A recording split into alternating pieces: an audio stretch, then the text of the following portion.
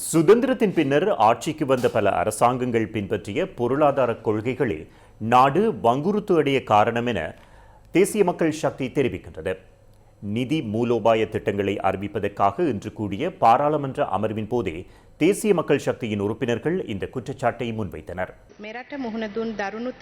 அரசு நிதி சீரழிக்கப்பட்டமையே வரலாற்றில் நாடு பாரியளவில் எதிர்கொண்ட பாரிய பொருளாதார நெருக்கடிக்கான காரணமாகும். கசப்பான கடந்த காலத்தை கொண்டுள்ள உண்மையான குற்றவாளிகளை சட்டத்தின் முன் நிறுத்துவதுடன் மீண்டும் ஒரு தடவை அவ்வாறான துரதிருஷ்டவசமான நிலைமை நாட்டில் ஏற்படுவதற்கு ஒருபோதும் இடமளிக்கப் போவதில்லை என்பதை தேசிய மக்கள் சக்தி உணர்ந்துள்ளது. கடன்களை பெற்ற கடந்த கால ஆட்சியாளர்கள் வருமான மீட்டும் அபிவிருத்தி திட்டங்களாக அவற்றை மாற்றுவதற்கு பதிலாக ஊழல் திட்டங்களாகவே அவற்றை மாற்றினார்கள் அல்லது வெளிப்படைத்தன்மையற்ற திட்டத்தையே உருவாக்கினார்கள். அதில் ஒரு பகுதியை கொள்ளையிட்டார்கள். அவ்வாறான அபிவிருத்தி திட்டங்களே கடந்த காலங்களில் அமைக்கப்பட்டன. ஹமாந்தோட்டையில் 5000 பேர் அமரும் வகையில் மாநாட்டு மண்டபம் ஒன்று நிர்மாணிக்கப்பட்டது. ஒரு உதாரணத்தை மாத்திரமே நான் கூறினேன். இவற்றுக்கான விலையை உழைக்கும் மக்களை அன்றாடம் செலுத்திக் கொண்டிருக்கின்றனர்.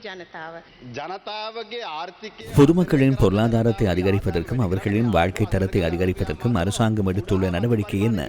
சிறிய மற்றும் நடுத்தர தொழில் முயற்சியாளர்களை வலுப்படுத்தும் நோக்கில் அரசாங்கத்தினால் ஏதேனும் திட்டங்கள் முன்னெடுக்கப்பட்டுள்ளனவா? மற்றைய புறம் வாங்கியுள்ள கடனை மீள செலுத்த வேண்டும். உங்களிடம் உள்ள திட்டம் என்ன? தீர்வு வழங்குமாறு கூறினால் என்ன செய்கிறீர்கள்? திருடர்களை பிடிப்பதாக கூறுகின்றீர்கள். திருடர்களை பிடியுங்கள், பரவாயில்லை.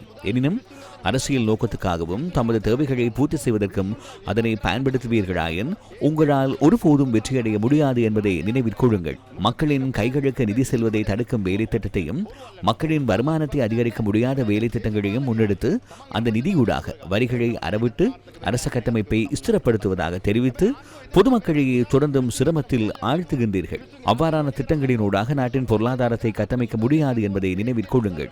எனவே தயவு செய்து கூறுகிறேன், புத்தகங்களை அச்சிடுவது சிறந்த விடயம். இவ்வாறான புத்தகங்களை அச்சிடுகின்றீர்கள். இங்குள்ளவர்களுக்கு இது விளங்குமோ தெரியவில்லை. வாசித்து பார்த்திருக்கிறார்களோ தெரியாது. வரவு செலவு திட்டத்தில் கூறப்பட்ட எதுவும் இன்று வரை நடைமுறைப்படுத்தப்படவில்லை.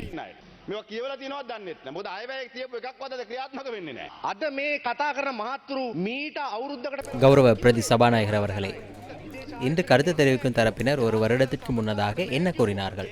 வெளிநாட்டு முதலீட்டாளர்கள் வருகை தரவில்லை என கூறினார்கள். சர்வதேச தொடர்புகளை எம்மால் ஏற்படுத்திக் கொள்ள முடியாது எனவும் கூறினர். எரிவாயு மற்றும் எரிபொருள் வரிசை ஏற்படும் வரை பார்த்து கொண்டிருந்தவர்களே இவர்கள். சற்று முன்னர் கருத்து தெரிவித்தார். தற்போது இங்கிருந்து சென்று விட்டார். வேலை திட்டம் இல்லை என கூறினார். தேவையான அளவு புத்தகங்கள் அச்சிடப்பட்டுள்ளன. மேசைக்கு மேல் அச்சிடப்பட்ட புத்தகங்கள் வைக்கப்பட்டுள்ளது. அதனை பார்க்காமல் ஏதேனும் ஒன்றை கூறி செல்கின்றார். இது என்ன அரசியல்?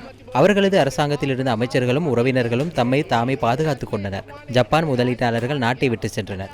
எனினும் இன்று நாம் என்ன செய்துள்ளோம்? அந்த முதலீட்டாளர்கள் இன்று எம்முடன் இணைந்து பணியாற்றுகின்றனர். என்ன வேலை திட்டம் என வினவுகிறார். அந்த உறுப்பினரின் மாமா ஏர்லங்காவில் அடித்த கேமுக்கு எதிராக இன்று சட்டம் நடைமுறைப்படுத்தப்படுகின்றது. இவற்றை அரசியல் தலையீடு என கூறுகிறார். சபையில் முன்வரிசையில் சில உறுப்பினர்கள் சட்டத்தை நடைமுறைப்படுத்தவில்லையா என கேள்வி எழுப்பினர். இன்று எவ்வித சத்தமும் இல்லை. எனவே நிதி ஒழுக்கம் ஒன்றை நாட்டில் ஸ்தாபிக்க வேண்டும்.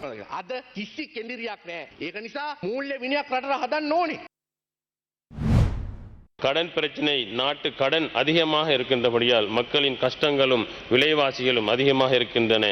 இதற்கு காரணம் சென்ற அரசாங்கங்கள் வெளிநாட்டில் இருந்து பெற்ற கடன்களை சரியான முறையில் பயன்படுத்தாமைக்கே காரணம். இந்த முறையற்ற கடன்களினால் சென்ற அரச தலைவர்கள் தான் சிறந்த முறையில் நல்ல முறையில் வாழ்ந்திருக்கிறார்களே தவிர இந்த நாட்டுக்கும் நாட்டு மக்களுக்கும் சரியான முறையில் நலவு நடக்கவில்லை. தாமரை கோபுரம் அவர்கள் பிற நாட்டில் இருந்து கடன் பெற்று அமைத்திருக்கின்ற தாமரை கோபுரமானது இந்த கொழும்பில் இந்த நாட்டில் வெளிச்சமாகவும் பிரகாசமாக இருக்கின்றதை தவிர இந்த கொழும்பில் வாழ்கின்ற மக்களுக்கு பிரகாசமாக இருக்கின்ற பார்த்தால் இல்லை. உங்களது அரசாங்கம் நிச்சயமாக வடக்கு கிழக்கில் மூடப்பட்டிருக்கின்ற தொழிற்சாலைகளை திறப்பதற்கும் புதிய புதிய தொழிற்சாலைகளை அமைப்பதற்கும் உரிய நடவடிக்கைகள் எடுக்க வேண்டும்.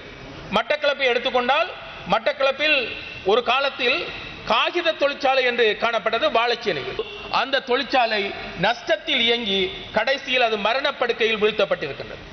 அந்த தொழிற்சாலையை மீண்டும் புனருத்தாரணம் செய்ய வேண்டும், கட்டமைக்க வேண்டும், அதை விருத்தி செய்ய வேண்டும். மூடப்பட்டிருக்கின்ற தொழிற்சாலைகள் திறக்கப்பட வேண்டும். அந்த தொழிற்சாலைகள் ஊழல், மோசடி, லஞ்சம் இல்லாமல் சரியான நிர்வாகத்தின் கீழ் கொண்டு வரப்பட வேண்டும். ஆயிரக்கணக்கான தமிழர்கள் இன்றைக்கு வடக்கில் தாங்களுடைய முதலீடுகளை செய்வதற்கு முன்வந்திருக்கின்றனர். எனக்கு என்னிடம் கிளிநொச்சியில் மாத்திரம் 20 முதலீட்டாளர்கள், அதாவது டயஸ்போராக்கள் வந்து தங்களுடைய பிரதேசத்தை கட்டியெழுப்ப வேண்டும், எங்களிடம் ஒப்படையுங்கள், எங்களுக்கு காணிகளை தாருங்கள் என்று கேட்டார். அது மாத்திரமல்ல, இன்றைக்கு டென்மார்க்கில் இருந்து ஒரு நண்பர் எங்களோடு தொடர்பு கொண்டிருக்கின்றார். கேகேஎஸ் தொழில்பேட்டையில் பல்வேறு கணக்கான, அதாவது பல்லாயிரம் கோடி டாலர்களை கொண்டு வருவதற்கு, முதலீடுகளை செய்வதற்கு பலர் இன்றைக்கு முன் வந்திருக்கின்றார். அப்ப அந்த வகையில் இன்றைக்கு எடுத்துக்கொண்டால், கடந்த காலங்களில் எங்களுக்கு நாட்டுக்கு வருவதற்கும் கூட பயந்து கொண்டிருந்த, அஞ்சிக் கொண்டிருந்தவர்கள் இன்றைக்கு எங்களுடைய நாட்டுக்கு வரலாம், முதலீடு செய்யலாம் என்கின்ற ஒரு மனநிலை வந்திருக்கிறது. அது எங்களுக்கு கிடைத்த வெற்றி.